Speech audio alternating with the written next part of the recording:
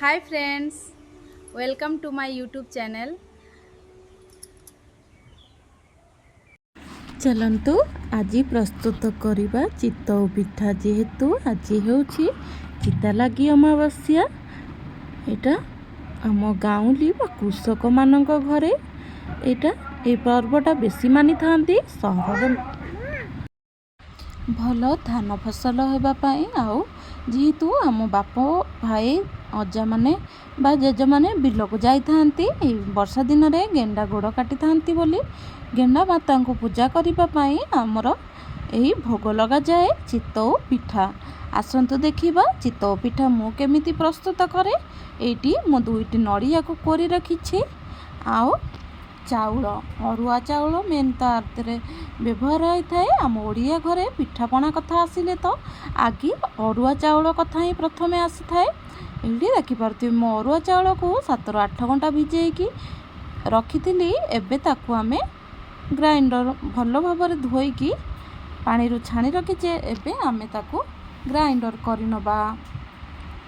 आग काल तो शिଳରେ बाटिकी केते केते पिठा मो जेजेमा बा आम माँ माने करुथिले, किंतु से जुग तो बहुत कम देखा मिलूँ। बहुत कम लोकों घरे समस्त घरे प्रायतः शिल अच्छे किंतु व्यवहार बहुत कम होती। देखिपे मुझे जेहेतु बाहर रोची आउ मो शिल कौटू बा पाइबी मुझे ग्राइंडर कर नहीं। ये पिठाटा बहुत सहज, केवल चाउल नड़िया ही होता है ना। आमको बिरी चोपा छड़ेबा को पड़ी थाए ना कौन दिक्कत थाए। कौ मान आड़े बिरी चाउल माने चितौ पिठा करती, किंतु आम आड़े चितौ पिठा केवल चाउल आउ नड़िया। जो नड़ियाटा टिके तेल थिबो से नड़ियाटा बढ़िया होता है चितौ पिठा लगी। ये देखिपे स्वाद हिसाब रे लुण दबा। एबे आकु मिक्स माने गोले नबा। गोले की बेसी नहीं अधा घंटा रखीदबा। जेहेतु तेल नड़िया थी जदि ताहले अध घंटा रखिए। यदि नड़िया टिके तेल कम थी ताहले घंटे रू 1.5 घंटा रखिले भल हम पिठा पाई। बैटरटा एतिकी पतला रहिबो। एटी देखि पारुथिबे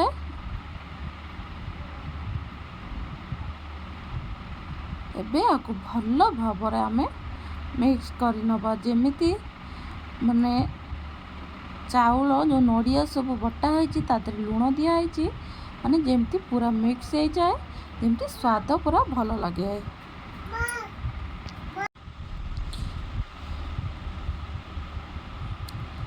चलतु एबे आमे कड़ाई बसई नबा।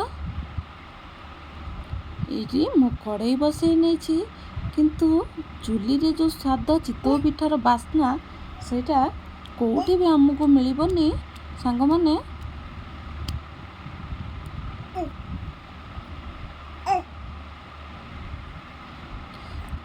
ये प्रथमे जेहेतु आमे पिठाटा पकेबा से जस्ट टिके तेल मुदेई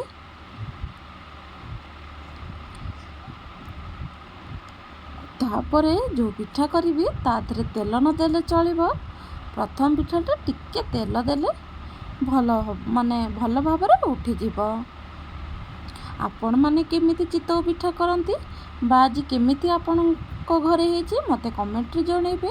मु तो ये भली करे। ता चारिपटे टिके पानी देदबा। जदि पानी दबा को यूजन देखंतु मोर ये पिठा ऑटोमेटिक छाँ उठी जाइए।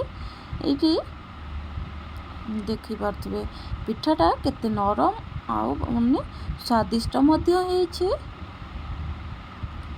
जदि मोर भिडियोटी आपण को ये गाँवली बोहूर भिडियोटी जदि पसंद आसे ताहले निश्चिंत कमेंट करेंगे। मु का भली सेटअप करिकी माने ये करिकी वीडियो करेनी। जेमिति मु नॉर्मल घरे रोसई करे से वीडियोटा मु आपण मानक सहित शेयर करे। जदि मोर ये वीडियोटी भल लागुछि ताहले निश्चिंत गोटे लाइक करिवे, कमेंट करिवे, सांग मानक सहित शेयर करिवे। रहुछि नमस्कार, जय जगन्नाथ। देखा गोटे नेक्स्ट वीडियो रे। Bye bye.